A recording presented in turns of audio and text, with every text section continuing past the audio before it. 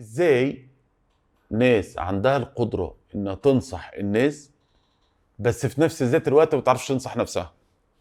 او ازاي الناس انا بعرف انصحهم كويس جدا وبيسمعوني كويس جدا وبيتغيروا وبيكونوا احسن، بس لما بقعد انصح نفسي اللي هو مش عارف.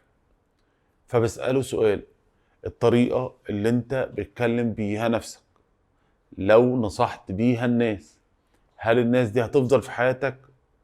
لا، عشان طريقتي جلد ذات، انتقاد على مفيش، تكسير، اهانه في نفسي، شايف ان انا مسواش عشان غلطه، شايف ان انا بشع عشان غلطه. فالطريقه دي اللي بكلم بيها نفسي لو انا كلمت بيها واحد صاحبي، هذا الصديق مش هيكمل في حياتي.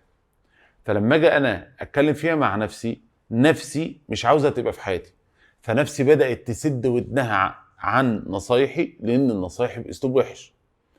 فبما ان انا ما بعرفش اكلم نفسي، انا عاوز احب حد واقدم له فهو يحبني ويقدم لي.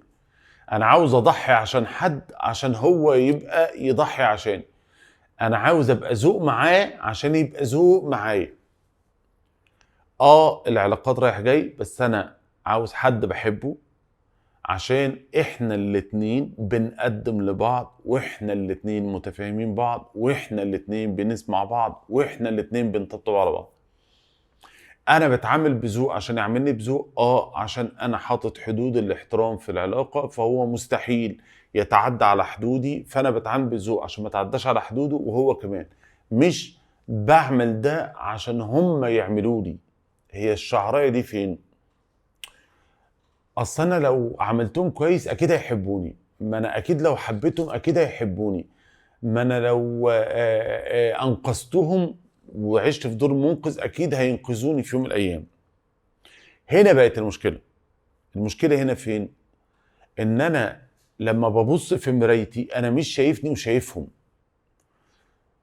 وبدل ما انا اكتر واحد انا بقعد معاه على مدار اليوم هو انا نفسي، انا بقيت بهرب من قعدتي مع نفسي او بكسر في نفسي من اجل الاخرين. فهنا هفضل عندي مشاكل. فيجي السؤال: اذا هل يمكن التشافي من جروح الطفولة؟